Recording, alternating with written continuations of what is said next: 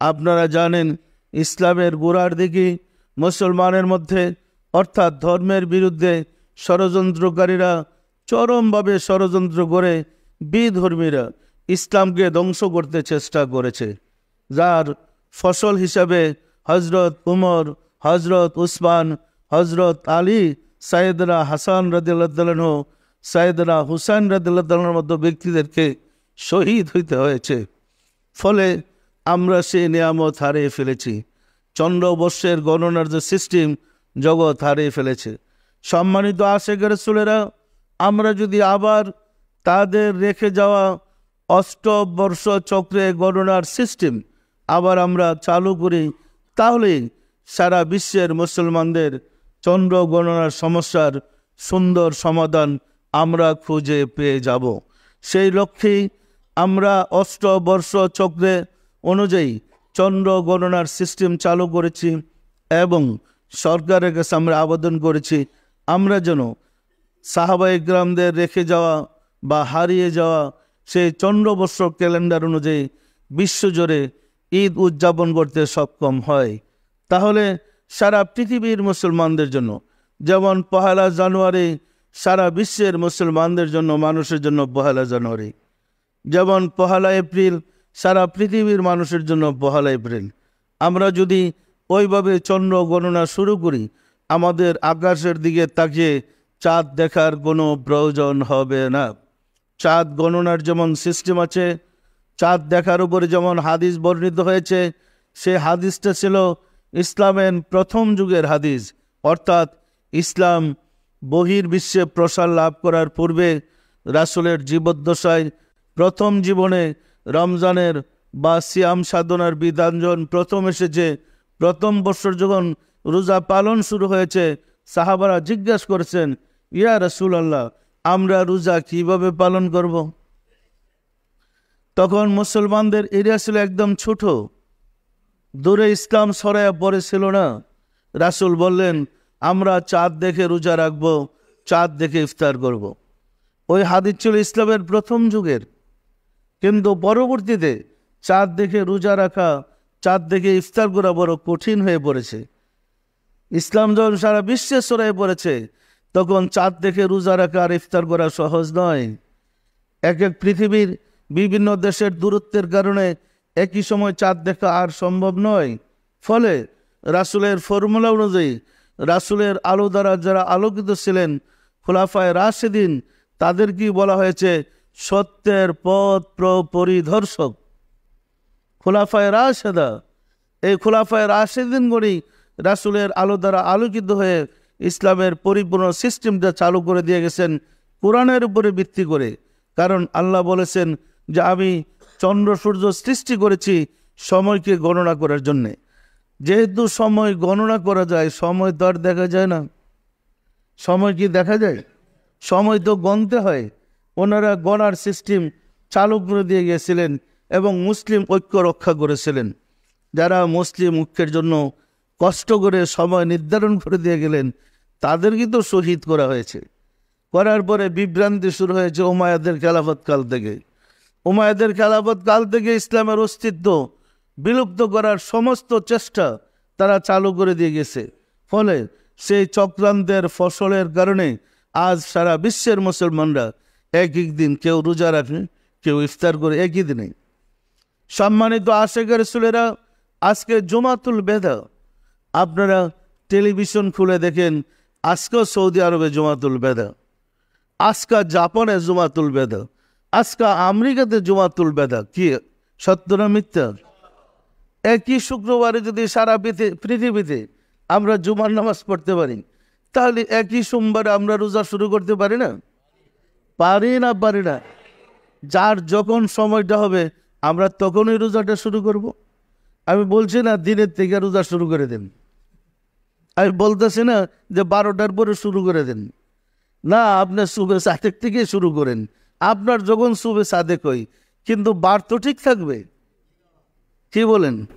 আমি বলতেছি না একই তারিখে জুমার নামাজ পড়ার অর্থ আমরা এখন 2টার সময় জুমার নামাজ পড়তেছি বাংলাদেশে, এখন হয়তো সৌদি আরবে 10টা বাজে, যে হেদের 10টার সময় জুমা পড়তে হবে। তাদের যখন জুমার সময় হয় তখনই তারা জুমা পড়ুক এবং পরশু দেয়। তা আমরা যখন রোজা শুরু করেছি তারা ওই সময় রোজা শুরু করুক তাদের টাইমে, কিন্তু তারিখ তো এক থাকবে। কি বলেন? সারা বিশ্বের সময়ের ব্যবধান সর্বোচ্চ 11.5 ঘন্টা। পৃথিবীর সর্বোচ্চ সময়ের ব্যবধান 11.5 ঘন্টা। নিশ্চয়ই আপনারা অবগত আছেন যে চাঁদের তারিখ হয় 24 ঘন্টায়। 24 ঘন্টায় যদি একটা তারিখ হয়, 24 ঘন্টায় যদি একটা মাসের বা চাঁদের তারিখ, দিনের তারিখ হয়, তাহলে 11.5 ঘন্টা তো 24 ঘন্টার ভিতরেই আছে। এটা অতিক্রম করার তো কোনো সুযোগ নাই। সুযোগ আছে যখন যার রোজার সময় হয়, সেহরি খাওয়ার সময় হয়, রোজা শুরু করার সময় হয়, তখন তিনি রোজা শুরু করলেন। যখন যার ইফতারের সময় হয়, সূর্য অস্তমিত হয়, তখন ইফতার করলেন। দেখবেন জাপানের মানুষের ইফতার এবং আমেরিকার মানুষের ইফতার একই সোমবারে হবে, তবে সময়ের ব্যবধান হবে। পরিষ্কার না? পরিষ্কার না? বার কিন্তু ঠিকই থাকবে।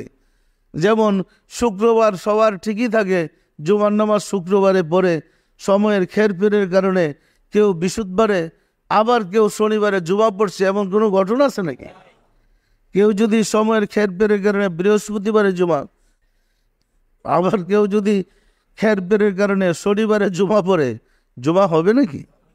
তো জুমার নামাজটা যদি না হয় সময়ের ব্যবধানের কারণে, তো রমজানের রোজাটা হবে কিভাবে? আসলে মুসলমানদের মাথায় কিন্তু এটা ঢুকছে না।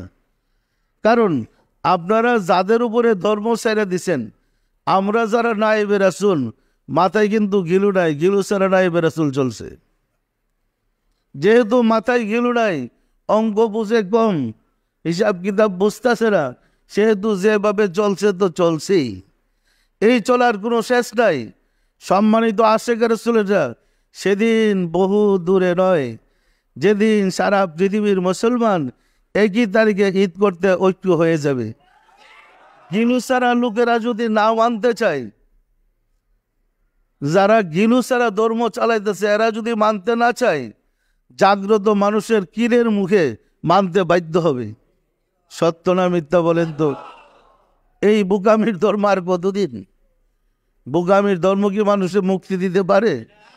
সময়ের ব্যবধানের কারণে আপনি বৃহস্পতিবারে নামাজ পড়ে দেবেন জুমা, আবার কবেন যে তুমি শনিবারে জুমা পড়ো, 3 দিনে মিল্লা সবাই জুমা পড়বো, এটা কি নামাজ হলো নাকি? সুতরাং আমরা চাচ্ছি আল্লাহর নির্ধারিত সময়ে, নির্দিষ্ট দিনে, নির্দিষ্ট সময়ে ইবাদত বন্দেগী করতে চান না আপনারা? সম্মানিত আশিক রাসূলেরা, আপনারা অনেকেই আমাকে প্রশ্ন করে থাকেন, যাই না শুনে আমরা ভুল করবো কেন? এই সমস্যা কিন্তু আমার বাসার মধ্যে। যখন ছেলেরা শুনে যে সৌদি আরবে রোজা শুরু করছে, এরা রোজা রেখে বসে। ছেলেরা যখন টেলিভিশনে দেখে যে সৌদি আরবে ঈদ করতেছে, ওরা রোজা খুলে ফলে আবার জিজ্ঞেস করেন, কি বিষয়টা বুঝছেন না বুঝেন নাই? কারণ ফর্মুলা তো আমি বলছি, ঈদের দিন রোজা রাখা হারাম। কি সত্য না মিথ্যা বলেন? ওই যে সারাদিন উপাসও থাকবো আবার হারামও করব, এই হারাম করতে রাজিলে। সম্মানিত আশিক রাসূলেরা, তো আমার সমাধানটা এইরকম যে আমরা এই কথা ডিক্লার করে জাতি থেকে দূরে সরতে চাই না। সমাজের ভিতরে থেকে জাতির সাথে থেকে আলোচনা করে এটার একটা সুষ্ঠু সমাধান করে একত্রে আমরা রোজা এবং ইফতার করতে চাই। চান না? চান না? এই কারণে জান্নাত শুনি আমাদের এখন হারাম পালন করতে হচ্ছে। আমরা চাচ্ছি জাতির ঘুম ভাঙুক, ঘুম ভাঙার পরে দেখুক টিভির মাধ্যমে ঈদ হইতেছে, তা আমরা ঈদ করা শুরু করবো। কি বলেন? পরিষ্কার না? পরিষ্কার না? আমরা কি চাই না এই ভুল সংশোধন হোক? শুনলে খুশি হবেন, আজ থেকে অনেক বছর আগেই সারা বিশ্বে একই দিনে রোজা, একই দিনে ঈদ পালন করার বিধান লিখে আমরা কিতাব লিখেছি, যা ওআইসিতে আমরা পাঠিয়েছি, এবং ওআইসির মুসলিম বিশ্বে এটা নিয়ে আলোচনা গবেষণা হচ্ছে, বিভিন্ন পত্র পত্রিকায় লেখালেখি হচ্ছে। আমরা চাচ্ছি নির্দিষ্ট দিনে রোজা ও ঈদ পালন করতে। সম্ভব না? সম্ভব না? সম্মানিত আশিক রাসূলেরা, নির্দিষ্ট সময়ে আবাদত বন্দিগি না করলে একদম নিষ্ফল। অসময়ে কদর পালন করলে লাভ কি? কদরের রাত্রির আবাদত 1000 মাসের চেয়ে শ্রেষ্ঠ। কদরের সারা রাত্রি আবাদত কি 1000 মাসের চেয়ে শ্রেষ্ঠ? কদরের সারা অন্য রাত্রি চাইতে আপনার লাভ কি? সুতরাং নির্দিষ্ট সময় আবাদত করার জন্য ইসলামের বিধান। তো যেহেতু আমরা ধর্ম সম্বন্ধে বেশি দাঁড় না, মাথা ব্যথা নাই, হুজুর রাজা বলে তাই আমাদের ধর্ম। আমরা কিন্তু ধর্ম সম্বন্ধে মাথা ঘামাবার চিন্তা করি না। দেশ চালাইবার যে জ্ঞান বুদ্ধি আমাদের আছে, এই জ্ঞান বুদ্ধিটা যদি ধর্ম চালাইবার ভিতরে ঢুকাই দেই, তাহলে কিন্তু আমরা মূল মকসুদে পৌঁছে যাইতে পারি। আমরা তো ধর্মের ব্যাপারে উদাসীন, ধর্ম সঠিকভাবে পালনের প্রয়োজন মনে করছি না। হুজুর রাজা বলে আলহামদুলিল্লাহ। সুতরাং আলহামদুলিল্লাহর উপরে ভরসা করলে চলবে না, জেনে শুনে বুঝে আবাদত করতে হবে। করতে হবে না? হবে না।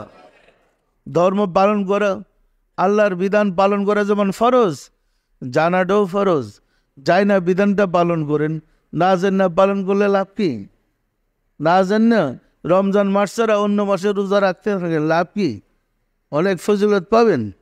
যেহেতু আমরা তাসাউফ ছেড়ে দিয়েছি, আল্লাহর সাথে যোগাযোগ হারিয়ে বসেছি, সেহেতু আমরা পড়ছি চরম মুসিবতে। আমাদের নামাজ কবুল হয় কিনা জানি আমরা? মোটেও না। রোজা কবুল হয় কিনা জানি? সব তো না জানার দেশে পড়ে রয়েছি। যদি আমাদের সমাজ আবার তাসাউফের চর্চা হয়, প্রশ্ন দেখা দিবে আমার রোজা কবুল হয়েছে কিনা। প্রশ্ন দেখা দিবে আমি যে সালাম ফিরিয়া মুনাজাত করে চলে যেতেছি, নামাজটা কবুল হয়েছে কিনা। ওই প্রশ্ন দেখা দিলেই সময়ের উপরে গুরুত্ব আসবে। তখন আমরা বুঝবো ইবাদত কিভাবে করতে হবে। আসুন রাব্বুল আলামিনের সাহায্য চাই, তিনি যেন দয়া করে আমাদের ঘুম থেকে জাগ্রত করে দেন, আমরা যেন সঠিকভাবে ধর্ম কর্ম পালন করতে পারি। আমিন।